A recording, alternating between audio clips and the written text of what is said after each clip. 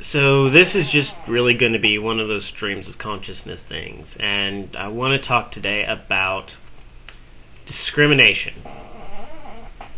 Now, I'm not intending to have the standard discussion about discrimination here, who is discriminated and why they're discriminated against and how discrimination is wrong. That's been covered by a lot of people.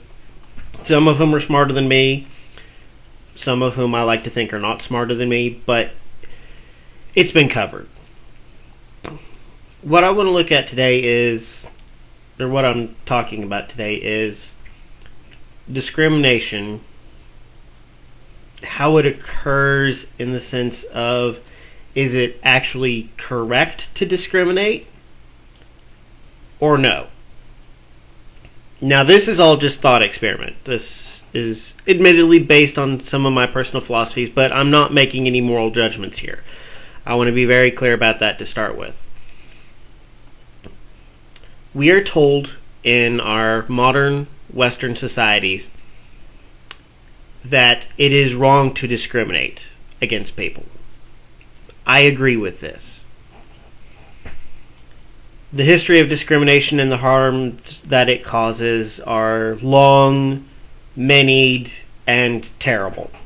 Discrimination, as a general rule, has not always led to good things. But sometimes it has led to those good things.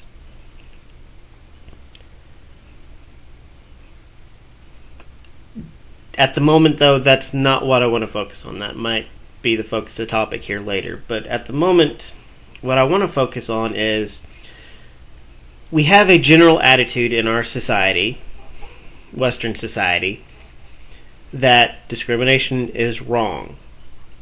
That discrimination should be stopped. And we do this largely by discrimination. We discriminate against the peoples we feel are being discriminatory.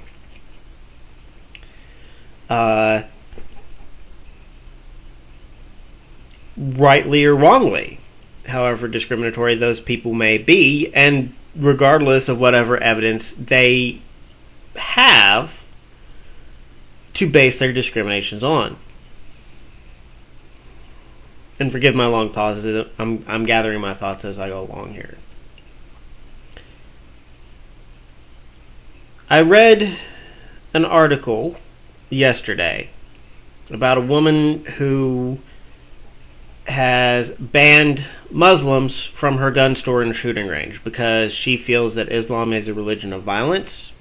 She has seen and collected enough evidence to feel that way, and feels that for the safety of herself and her patrons, she cannot allow people who have a violent ideology into her shop. And if not all Muslims are violent and supremacist, enough of them are that this can become a serious threat, she feels. This discrimination is considered wrong by a fair bit of our population. A fair bit seems to agree with it, but a fair bit considers it wrong.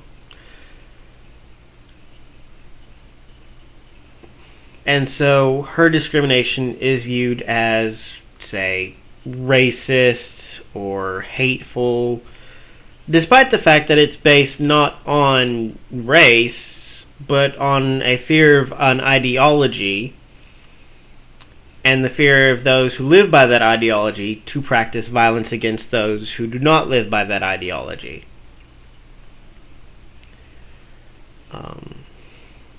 Which strikes me as an acceptable form of discrimination. Everybody, it's set down in Western philosophy and in the American Declaration and Constitutions that all people, and especially American citizens under their government, have the right to life, liberty, and the pursuit of happiness.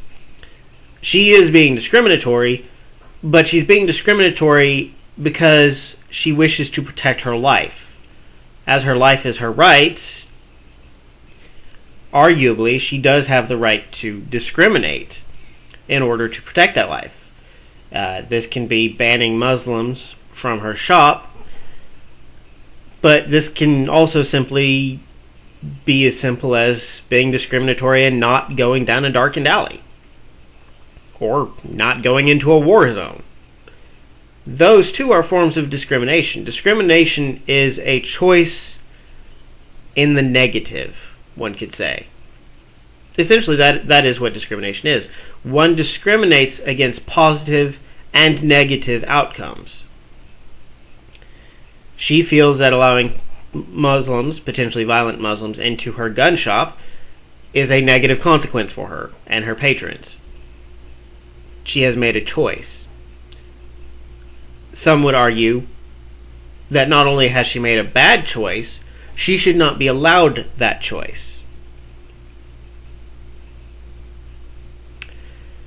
Interestingly enough, the same group of people who would argue that she does not have the right to discriminate in a manner that she feels protects her life and safety of others, often in fact engage in discrimination of their own, namely for the protection of their lives and the safety of others.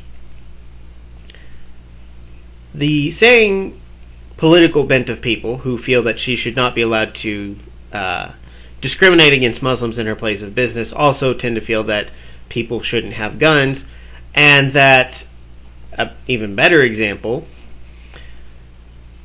that sexual assault is not dealt with harshly enough on college campuses. They come up with a lot of statistics and facts and so forth that state women are incredibly likely to be sexually assaulted. I believe the latest one I read was about 1 in 5, but I read news and commentary from all different time periods throughout the internet, so I can't promise that that's the most recent and most accurate statement. But the last one I read was 1 in 5. 1 in 5 women will be sexually assaulted by a man on college campuses.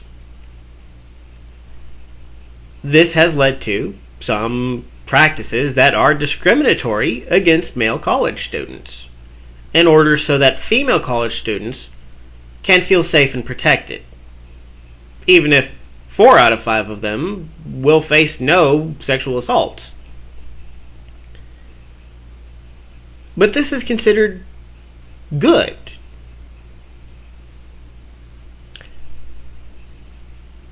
And in a morally objectivist way, I cannot decide why one is bad and one is good. After all, we are taught, especially by this one bent of political people, that discrimination is wrong. It is wrong to discriminate. One should never discriminate. And yet they discriminate. Now, on the base fact of it all, we are all human beings. And human beings innately will discriminate against those things they feel threaten them. This is good. This is an evolutionary fact. This is an evolutionary behavior that is what helped humanity survive to our present day. And regardless of whether you believe that man was created by a god, a multiplicity of gods, or the random happenstance of chemical processes through no intelligent design, we can all typically agree that humans have certain behaviors and engage in these behaviors to benefit themselves. Now, some religions will call these sins. Some moral philosophers will call some of these behaviors immoral. And some people will simply call them bad. But they exist, and they've helped us to evolve. There is no good or bad when it comes to survival. There is only survival in the methods that you have to take in order to obtain it. Moral judgments can come later. So, all humans discriminate. All humans typically discriminate on what they feel is a threat. Why is it that it is acceptable to discriminate against one populace but not another? Well, from what I can tell, it seems entirely based on race and gender. Now, this may not seem a surprise to anyone. Racial and gender-based discrimination have long been part of human histories, and especially in the religious histories of Christianity and Islam, and to an extent Judaism before the Jews were cast out of their own country and went into their diaspora.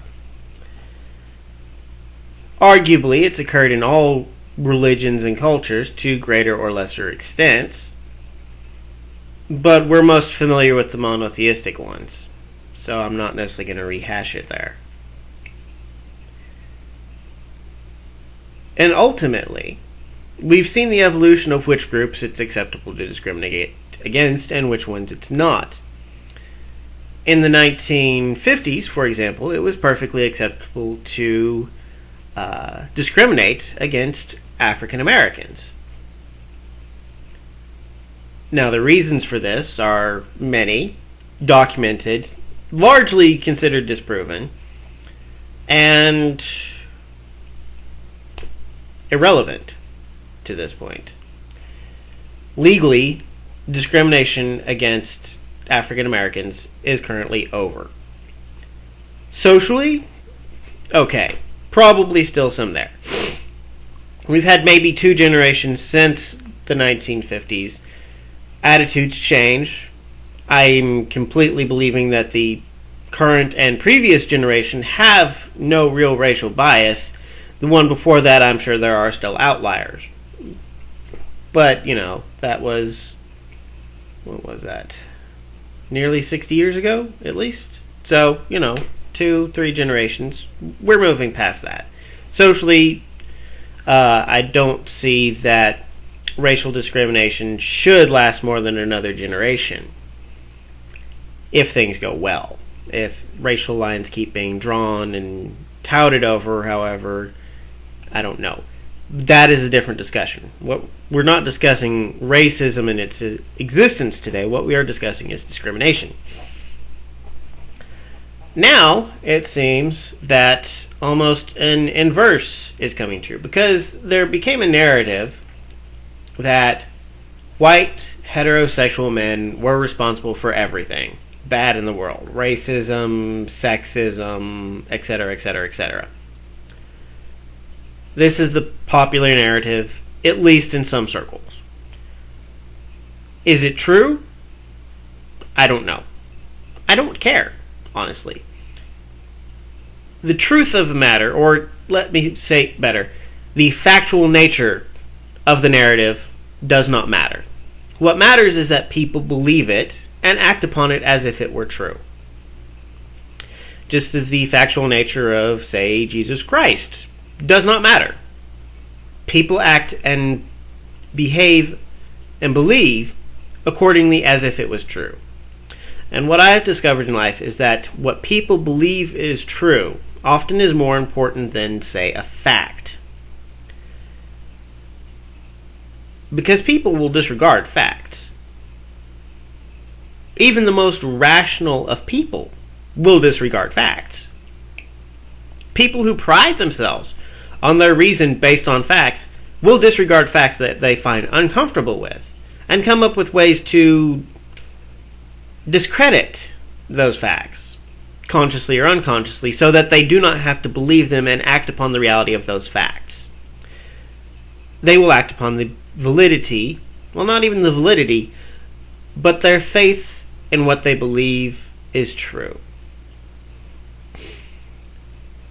People believe that narrative is true. People believe that white men or heterosexual men are responsible for racial and gender oppression that even exists unto today. The validity of this story does not matter. The validity of facts and laws does not matter. What matters is the narrative. Because the narrative is what creates people's reactions to their reality. In believing that this group / 2 groups is responsible, people then act in a manner because they feel threatened by this group or groups. In acting on that manner, they feel, a human being at least feels, that it is acceptable to enact discriminatory behaviors in order for their protection. Going back to the campus sexual assault thing, it is acceptable and indeed viewed as not even enough that college campuses investigate rape allegations, make judgments, and assign punishments up to being expelled from that college. These trials, for this is what they are, often enough are not held to the same standards that a legal rape case and the judicial system would be held to. Indeed, I've read numerous stories that young men have been accused and on no physical evidence have been expelled. I've even read stories that this has happened in such numbers that young men are grouping together to sue their college campuses for wrongful actions. But this is viewed as acceptable and desirable by certain bents of the population, because they feel that X group is responsible for a malicious deed, and that to protect themselves from this malicious deed, it is right to enact discriminatory policies for the protection of the targeted group.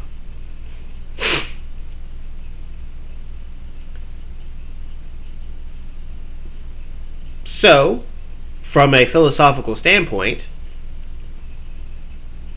they accept discrimination, even though they tout that discrimination is wrong. They not only accept it, they then engage in it. But they complain when others engage in it. And I find this interesting. I suppose it's the duality of human natures, that humans will always judge what they do as best and what their opponents do as worst, even for the same actions. That's one of the reasons why I am such a moral objectivist. Is in my youth, I came across a story about ninjas. And it was the story of a ninja who realized that all the things that made his village good were done by the other villages. And all the things, and more importantly, all the things that made the other villages bad were done by his village and considered good.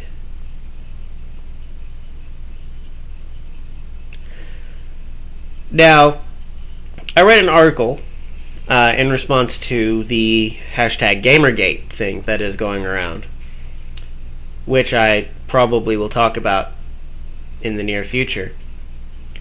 And it said that essentially this is a form of relative bias, and you see it a lot in politics, and coming from a religious perspective, you do tend to see it a lot in religions, especially monotheistic religions, from which some of Western culture is descended from. How much is up to debate and personal biases, my own included, but it's something you see in all human behavior. Now, some people like to call it tribalism, which I don't quite agree with, because tribalism does have a bit more flexibility than people like to consider, but that's a separate discussion that I'll have another time. Where it stands, though, is, in a sense, a form of hypocrisy. That woman may not discriminate against Muslims who she feels a threat to her life, but I may discriminate against these young college men because I feel they are a threat to my life. I am just in doing so because I have facts and evidence, and this is the story I believe in, because it is true. But her facts are false. Her evidence is meaningless. It's racist because, it's about brown people or something. And it's a lie. Her entire narrative is a lie, because mine is the only one that's true, and my narrative tells me that it is wrong to discriminate against people because of the color of their skin, unless they're this guy who I think will rape me. and his populace. Because somebody told me that and they have numbers.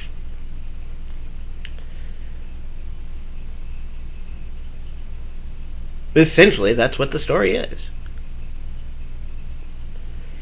So, in a morally objectivist way, is discrimination bad? The simple, moralistic answer is yes. It is wrong to discriminate against people. It doesn't matter what their religion, their color, their sex, their gender, anything about them. Morally, it is wrong to discriminate. Evolutionarily, it is right to discriminate.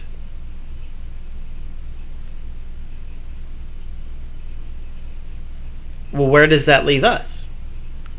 Honestly, as a population, it doesn't really leave us anywhere.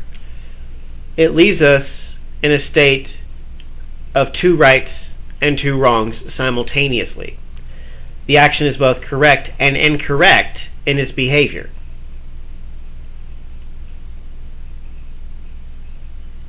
It is both good and bad. It is both positive and negative. In engaging in behaviors which keep us alive, we are engaging in a positive aspect. We are preserving life. But in discriminating, we are engaging in a negative aspect, and we are harming life. So what can we do about it? Well, to an extent, we can allow for some discriminations. We do. Now, which discriminations are allowed, I should say, seems to depend on who is the most vocal, and to an extent, who is the most willing to use force for their side of view. Over in the Middle East, Islamic fundamentalists have the force in order to commit their acts of discrimination violently, oppressively, mercilessly. Here in the West, it becomes harder. It does seem a lot that the political left, or at least certain elements of the political left, do seem to have their methods of discrimination encouraged, or at least authorized, while those that they disagree with are not authorized. Now, this can be through the use of certain words, and words do constitute force. Calling someone a racist because they discriminated against something that could be considered part of a person's race is an act of violence. It is an act of force. It is an act of discrimination. Because you are taking an individual who is making an evolutionarily bound choice based on their life's narrative,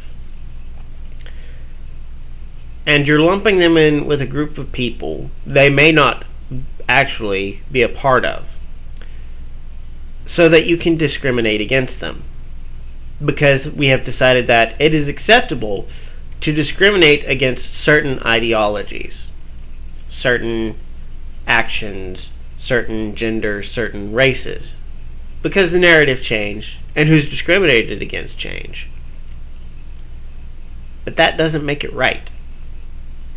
It doesn't make it right to punish an individual for their choices.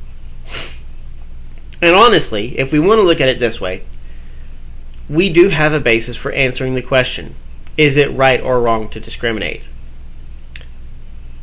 It is wrong for a society to discriminate. Period. It is wrong for a majority of any sort to discriminate against a minority in the form of society.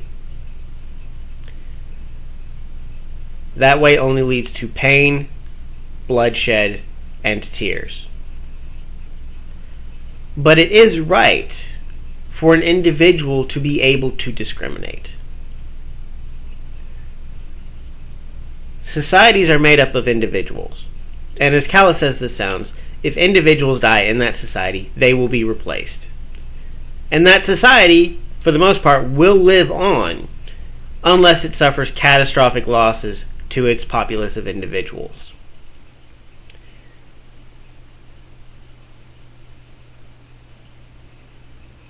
But individuals are only individuals. They only exist once, and they only exist as themselves. Therefore, an individual has the need to be more careful with their existence, and therefore the individual is allowed more rights in order to preserve their life.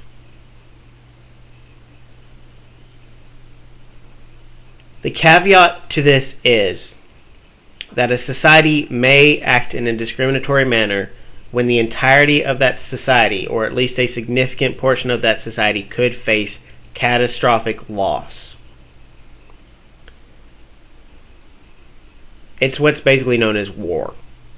A society has a right to discriminate against individuals of another society in order to preserve itself. Now, externally, that is fine.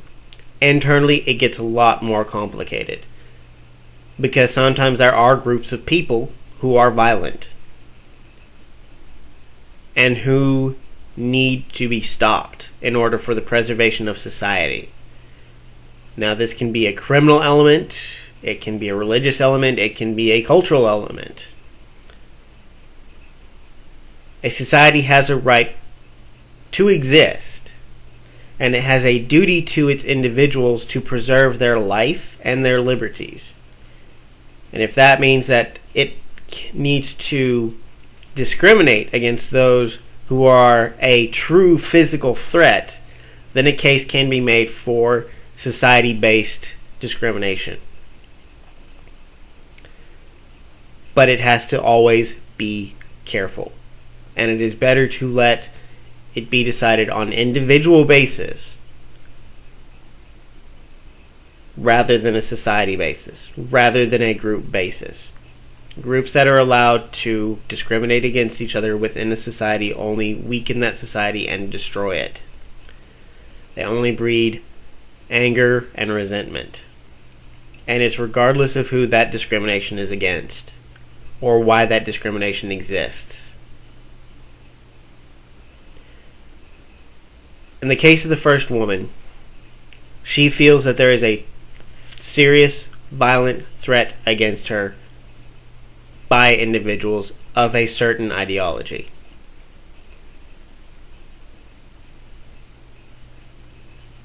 In the case of the second, it is a group of people who feel that another group is a threat to them.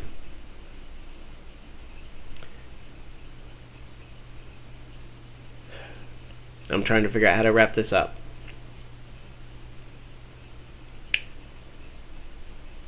I cannot say that the woman in the first example is wrong to discriminate because she is trying to preserve her life. In the case of the second, I do believe the discrimination is wrong because it violates the laws of society, regardless of narrative. Now, one can argue that the woman in the first case is violating the laws of society itself. There is a difference, though. It's based on an individual's action to preserve their own life. And we acknowledge that individuals, in the preservation of their own life, may be allowed flexibility in breaking the law to defend themselves. Groups have no such right under our legal system. If discrimination is truly wrong, then those who believe that should never act in a discriminatory manner. Because when they do, they authorize the actions of discrimination upon others. They lose their moral authority on their position.